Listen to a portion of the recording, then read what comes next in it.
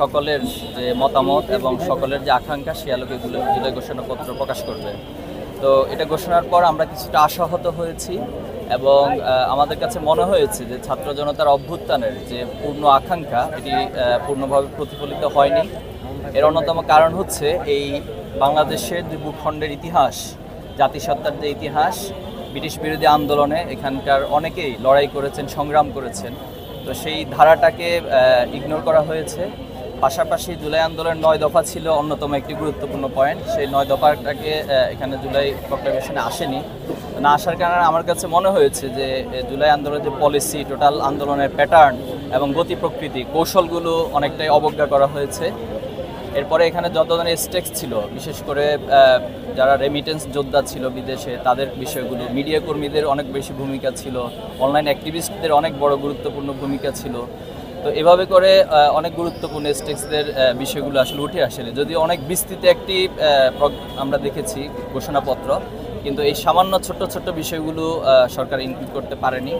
এজন্য আমাদের কাছে মনে হয়েছে যে এটি আরও আকাঙ্ক্ষার প্রতিফলিত হওয়া দরকার ছিল এবং আরও পূর্ণাঙ্গ হলে এটি জুলাইকে ধারণ করার ক্ষেত্রে ভালো হতো। যে সাংবাদিক হত্যার বিষয়টা আপনারা নিঃসন্দেহে অবলোকন করেছেন। তো এটা খুবই নির্মম এবং মর্মান্তিক আমি মনে করি। তো আমাদের অনুরোধ থাকবে যারা এটার সাথে জড়িত রয়েছে দ্রুত সময়ে সরকার তাদেরকে গ্রেপ্তার করবে এবং আইনের আওতায় এনে তাদেরকে বিচার ব্যবস্থা করবে। এবং শুধু বিচারই না, ভবিষ্যতে এ ধরনের কর্মকাণ্ড যেন কোনোভাবেই না ঘটে। কারণ সাংবাদিক একটি স্বাধীন পেশা এবং এখানে সাংবাদিকরা জাতির বিবেক হিসেবে কাজ করে। তারা যদি কোনো অন্যায়কে তুলে ধরে এভাবে হত্যাকাণ্ডের শিকার হয়, তাহলে ভবিষ্যতে আর সত্য মানুষের কাছে প্রকাশিত হবে না।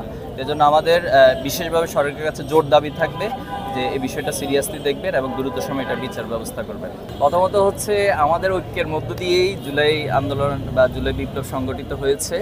তো সে জায়গায় জুলাই প্রশ্নে আসলে আমরা এক। যখন আপনি রাজনৈতিক ভিন্নতা, আদর্শের ভিন্নতা থাকবে, সেখানে ভিন্ন মত আসবে, ভিন্ন বক্তব্য আসবে, তবে সেটা যেন কখনোই স্বাভাবিক যে একটা ক্রাইটেরিয়া সেটা যেন লঙ্ঘন না করে, স্বাভাবিক যে সৌজন্যতা রয়েছে সেটা যেন সবাই বজায় রাখে, আমরা সেটা আহ্বান করব।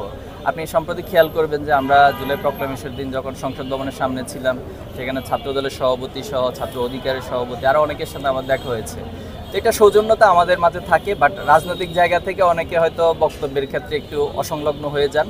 তো এটাকে যদি আমরা একটু নিয়ন্ত্রণ করতে পারি, আশা করি অনেক ক্ষেত্রেই অনেকের যে সুর আপনার বা যেটা দৃশ্য আপনাদের কাছে মনে হচ্ছে সেটা কাটিয়ে ওঠা সম্ভব হবে।